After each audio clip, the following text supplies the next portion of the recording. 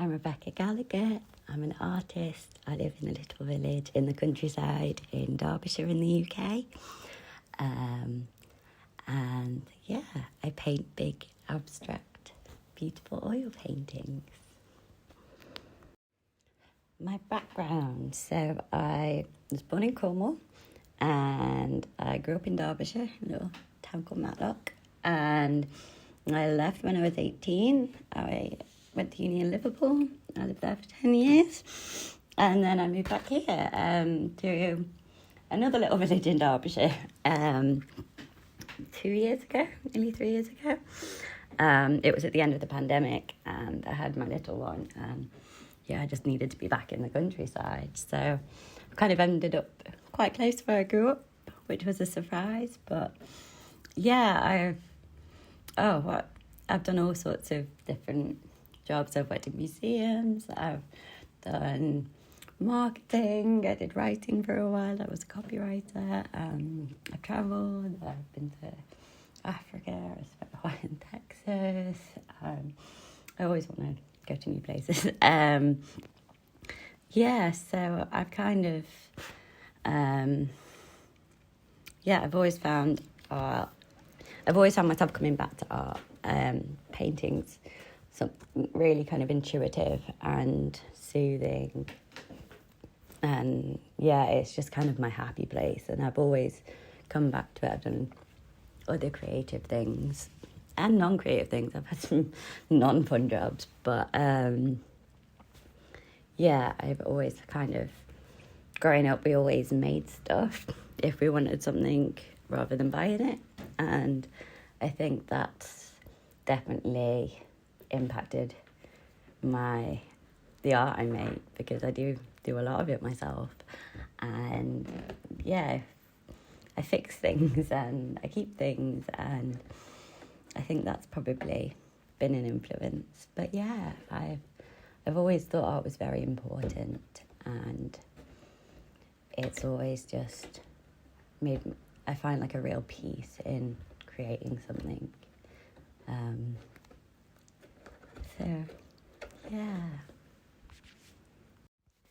So my influences, I think my favourite artist is a French artist called Yves Klein, who worked in the 20th century. He was a conceptual artist and he tried to capture the world in paint, and I'm really inspired by his idea that kind of the process of making art is more important than a finished piece. It's about trying to explore and capture things. I think he's best known for his blue paintings. He wanted to find the perfect colour and found it and made this paint. And he tried to capture the wind and he painted with fire and he did all these unusual kind of pieces that tried to capture a moment, and I love that. I love Barbara Hepworth. I love her gentle forms and her beautiful sculptures. I think there's something really timeless and ancient about them. And I do wood carving as well, and I think some of my pieces kind of show a Hepworth influence. I love Georgia O'Keeffe and her colours and the way she's all her work is just bright and vivid and alive. I love Turner. I love his big, beautiful abstract skies and the kind of abstract but still kind of you see what it is. That's a lot of artists. So right now I'm focusing on just making art. I'm doing a lot of paintings. I've started reworking ones that I'm not quite happy with.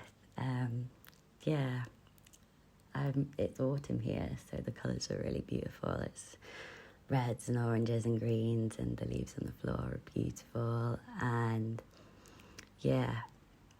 it's just vibrant outside, and I think that's kind of feeding into my paintings. I'm doing wood carvings too. I do these little kind of wooden abstract forms. And yeah, I'm trying to share my art and let people know about it, and hopefully find people who find something in my paintings that speaks to them. I think for me the biggest challenge of being an artist is knowing how to share my work. And yeah, I'm in a little village in the middle of nowhere and I need to get my driving license, so I'm kind of like squirreled away in the woods just painting a lot. But yeah, I think carrying on even when I've got a house full of paintings that I need to sell is one of the hardest things. I think there's someone told me that Picasso painted 3 paintings a day or something, and it's kind of that attitude of still doing the work, keep painting, even though I'm not drowning in money right now. Yeah, just keep doing it and thinking that it's important and that I've got something special and I need to follow that even when it's hard. I think I told my younger self to follow art because I didn't. I did it at A-level, I loved it, I did really well. But then if I wanted to do art, I'd have to wait a year and do an art foundation course before I went to uni. And it was the year that tuition fees went up, so it was going to cost me $9,000 or $27,000. So I chose to do archaeology, and I studied that for a while, and it was interesting, and I got to do some cool stuff and work in museums and see art from all over the world and from ancient times. But yeah, I kind of wish I'd done art and spent time kind of developing that. But I don't have regrets. I'm very much like, all the decisions I've made have brought me to where I am now, and I'm happy with that. So yeah, but I'd say stick with the art. I love unconventional mediums or techniques. I'm always making things and trying things. I live near some woods, so I went and collected some ink cat mushrooms and put them in a jar and let them degrade and used the mushroom ink. That was cool. I carve lots of different woods and woods that I find out rambling, and yeah, I make little installations outside. Yeah,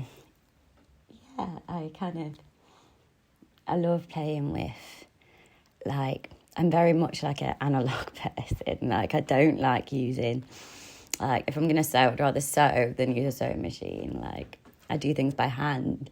And I think, again, with painting and oil painting, it's all by hand. People have been painting with oils for hundreds of years. And it's just really, it's nice to use materials that are kind of from the earth or kind of have been used for a long time. So yeah, I love exploring a different medium. Music. I love listening to music while I work. I have a whole range of different playlists for different moods. And I think there's something, I can just kind of tap into music and painting and kind of quiet down all the worries and just kind of tune in. I really love that. So yeah, I always have music on while I paint. It's a big part of the process.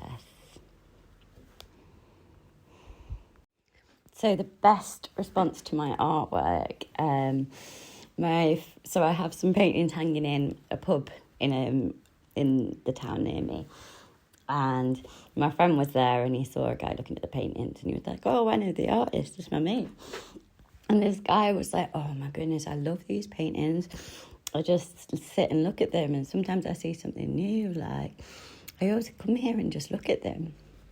And I was just like, oh my God. So yeah, someone I'd never met was happy and enjoyed my art, and that was beautiful. And the other one, when I was in America, I showed someone my painting, and they were like, "Oh, brilliant, will you do a mural for my Airbnb?" And now we're really, really good friends. And yeah, I made her a massive mural, and it's beautiful. So Yeah, I love seeing people's reactions to my work. It's really beautiful.